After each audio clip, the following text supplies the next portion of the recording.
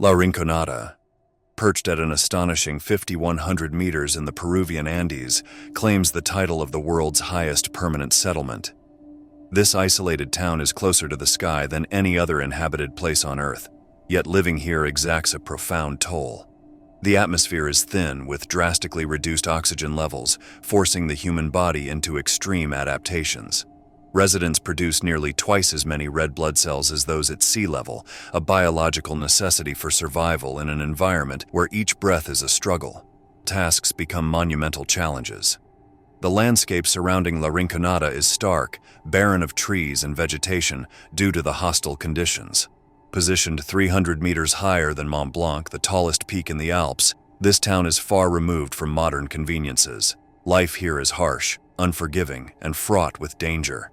Yet despite these adversities, around 50,000 people have made their homes in this desolate place, driven by the lure of gold hidden deep within the mountains. Ascending to extremes. Reaching La Rinconada is a formidable journey. The road to this high-altitude town quickly ascends above 2,000 meters, a drastic elevation change that can trigger severe altitude sickness. As the altitude increases, symptoms like headaches, dizziness, nausea, and shortness of breath become more pronounced. These are not mere inconveniences, they are early signs of potentially life-threatening conditions such as high-altitude pulmonary edema. Approaching La Rinconada, the mountains seem to rise up to meet the clouds, their peaks disappearing into the mist. However, the residents of La Rinconada are acclimated to these extreme conditions, their bodies having adapted to an environment that would leave most visitors gasping for air. La Rinconada is not just a high-altitude settlement, it is also a town deeply scarred by environmental devastation. The relentless pursuit of gold has left the soil and water heavily contaminated with deadly chemicals like cyanide and mercury. These toxins have seeped into the land, poisoning the very ground and water sources that residents rely on. Upon arrival, visitors are immediately assaulted by the town's overwhelming stench, a mixture of decaying waste and chemical fumes. Accommodation in La Rinconada often includes oxygen tanks, a necessity for those unaccustomed to the thin air. Establishments like the Cielo Hotel offer a brief respite, providing oxygen to stabilize dangerously low levels. In La Rinconada, survival is a daily struggle. Residents live in makeshift metal shacks that offer little protection against the elements. With no electricity or heating, these structures become unbearably cold at night, with temperatures plunging to 10 degrees Celsius. During the day, the harsh sun turns them into ovens. Basic amenities such as kitchens and bathrooms are rare, forcing thousands to rely on communal facilities. Water, a precious commodity in this high-altitude desert, is transported from the glaciers above via a fragile web of hoses. These systems provide the only source of clean water in an otherwise toxic environment. The streets are littered with piles of garbage, a result of the town's complete lack of municipal services.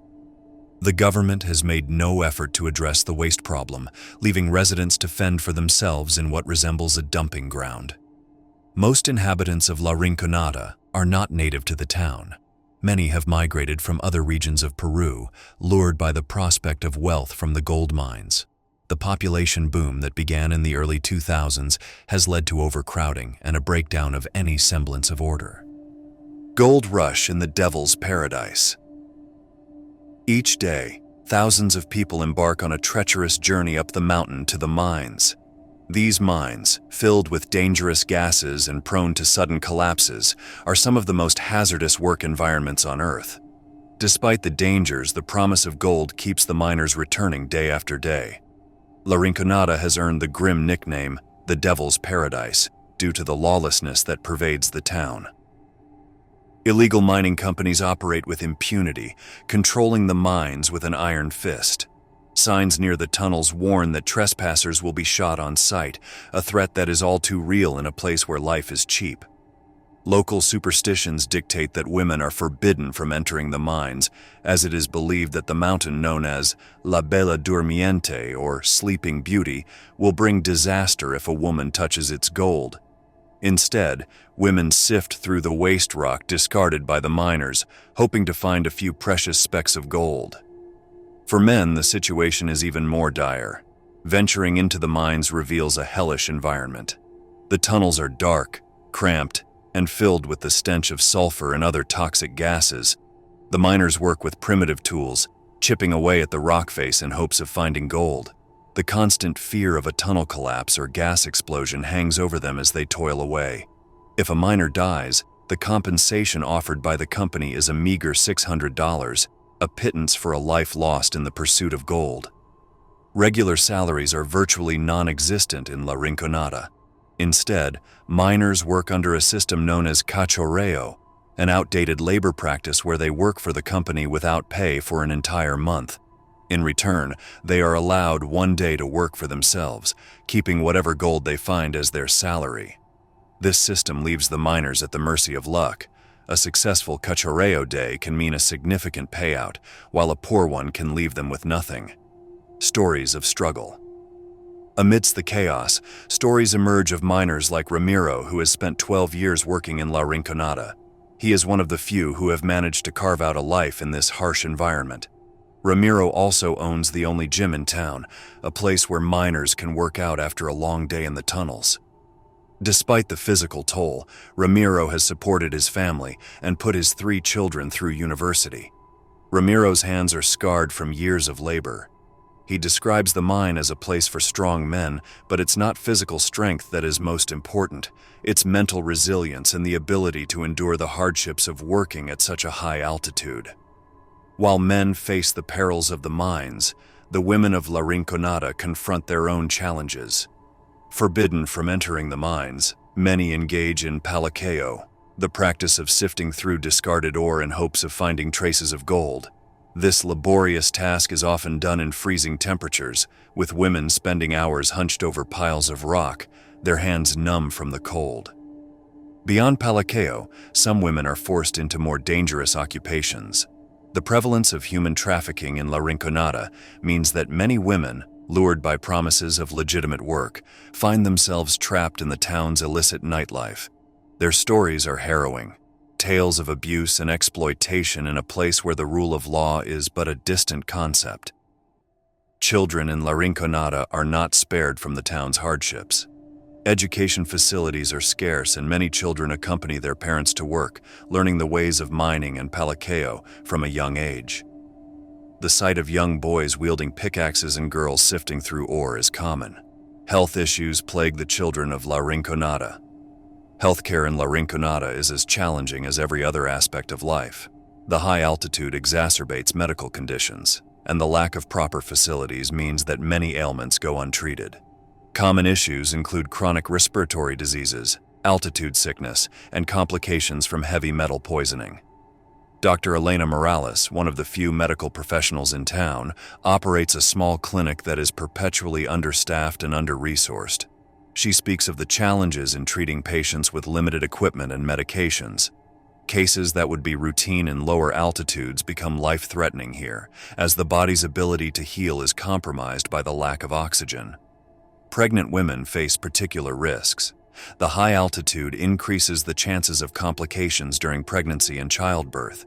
Infant mortality rates are high and many births occur at home without trained professionals. A town shrouded in darkness. As night falls, La Rinconada descends into darkness. Electricity is available on only a few streets, leaving most of the town in pitch blackness. The miners, exhausted from their day's work, flock to the town center to socialize and spend their hard-earned money. The streets are lined with stalls and small shops selling everything from street food to household goods. Despite the darkness and harsh conditions, the town is alive with activity. Children play in the streets with boundless energy, seemingly unaffected by the cold or thin air. But beneath the surface, danger lurks. Crime is rampant, and the nights are especially treacherous. Stabbings and robberies are common, as many residents carry cash or gold on them, with no access to banks. The police presence is minimal, with only one small station serving the entire town. According to police in Puno, approximately 2,500 underage girls are exploited in these nightclubs, victims of a trade that thrives in the lawlessness of La Rinconada. The Peruvian government has shown little interest in enforcing the law or providing services, leaving residents to fend for themselves. A glimmer of hope. Despite overwhelming challenges, pockets of hope exist in La Rinconada. Community leaders have begun organizing to demand better living conditions and accountability from mining companies. Educational programs, though limited, aim to provide children with opportunities beyond the mines. Non-governmental organizations occasionally make their way to the town, bringing supplies, medical aid, and educational materials. While their impact is limited by the town's isolation and the scale of its problems, their presence offers a reminder that the outside world has not entirely forgotten La Rinconada. The dream of striking it rich in La Rinconada is powerful, but the reality is often far different. Most miners and their families never achieve the financial security they seek. Instead, they find themselves trapped in a cycle of poverty, exploitation, and danger. Despite these conditions, people continue to flock to La Rinconada, driven by hope. The town's population continues to grow, even as environmental and social problems worsen. The gold that draws people to this remote corner of the world comes at a steep cost, not just to the miners who risk their lives, but to the land, water, and very air they breathe. A reflection on La Rinconada. La Rinconada is a place of extremes. It is the highest settlement in the world, where people live closer to the sky than anywhere else on Earth. But it is also a place where the harshness of life is felt in every breath, every step, and every day. Descending from the heights of La Rinconada, the air grows thicker and dizziness begins to fade. But the memory of the town, with its cold, dark nights and the determined people who call it home, still lingers to this day. If you've been to any other extreme places on Earth like the Devil's Paradise, feel free to share your experience with us in the comments. And don't forget to check out the videos on the screen for more fascinating content. I'll see you in the next one.